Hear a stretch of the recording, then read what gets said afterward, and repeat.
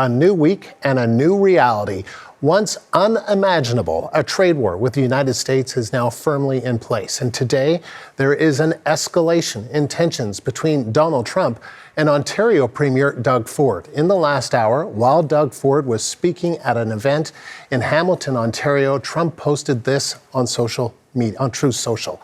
Lots of bluster from Doug Ford, who is the Premier of the Canadian province of Ontario, but who is better known as the less charismatic, intelligent, and overall unimpressive brother of the late, great Rob Ford. America has been carrying Canada for decades, but no longer. It's where they get all of their money. And because of their current bad leadership, primarily Governor Carney and his flunky, Ford, they will not be allowed to keep taking advantage of the United States. And it's all because of their failed policies and inept leadership. The days of ripping off our farmers and other businesses are over. The CBC's Katie Nicholson joins me live from Washington. Katie, Trump is taking direct aim at Mark Carney and Doug Ford. Tell us about the back and forth that's been unfolding, because it's been quite an extraordinary day. The personal attacks between Doug Ford and Donald Trump is something else, but also Governor Carney. Now that's been brought back. That's the Rubicon, right? That's the respect Rubicon. So you may recall that was a term that Donald Trump, the U.S. president, used in describing former Prime Minister Justin Trudeau. And so he has invoked that same burn now, sort of demoting him to a governor. So what does that tell us about the relationship and maybe the lack of respect currently between the Trump administration and Canada right now? And then, of course, you have Ontario Premier Doug Ford, who has been quite pugilistic in his words today, at one point telling private radio that the U.S. president could kiss his, I don't need to fill that in for you. And we got more of that flavor from Doug Ford this afternoon. He periodically referred to the U.S. president as a loser. He talked of himself, Premier Ford, as having alligator skin, and said, kind of come at me.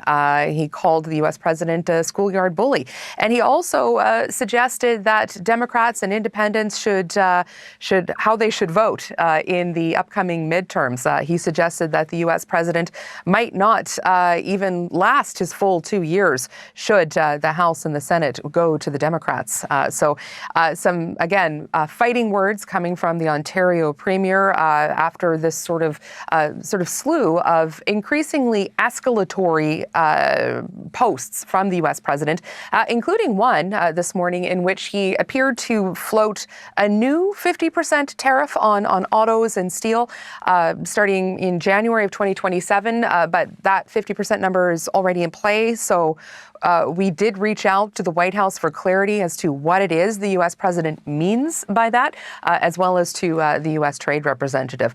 So far, we've not heard back on that, but certainly does not augur well for getting both sides back to the table, these types of escalatory remarks. And we've also heard from members of the Trump administration today, equally pugilistic, including a moment where the Vice President, J.D. Vance, speaking in Maine, appeared to make a Freudian slip, or was it, in which he sort of referred to Canada as a state and not a country. He quickly corrected himself, but he let that moment hang there and have that laugh. So, Andrew, that's sort of where things lie. And there is pressure, I want to point out, from conservative circles. So the Rupert Murdoch Wall Street Journal, something that has been notable is that not a lot of American outlets have necessarily been picking up on the finer points of the trade war, but here it is, as we've seen over the last couple of days as this has escalated on the front page of the Wall Street Journal. But also you see the editorial sort of invoking the dumbest trade war revisited. This is a callback to an earlier editorial in which they were quite critical of Trump's early tariff wars as a bit of a self-own, as something that was, in essence, also harming America Americans. It makes many of the same points about this escalating trade war with Canada and calls out some of the Trump administration's own claims about a trade deficit, and points to the fact that America buys so much oil and petroleum products from Canada, and it actually helps American oil production, that sort of thing, and sort of blows a hole in some of the Trump administration's arguments for this escalating trade war. Yeah, it's about 4 or 5 million barrels of oil that goes to the United States from Canada. And Mark Carney, the Prime Minister, said they wouldn't want to lose that. They need that. I mean, it's not something, it's not a gift. It's something that they need. But it was interesting to see the U.S. president also threaten the flow of Canadian oil that happens to go through the U.S. We'll see how and electricity. And electricity from Canada to the U.S. Yeah, it's all sort of very interconnected. Katie, thank you. CBC's Katie Nicholson live in Washington.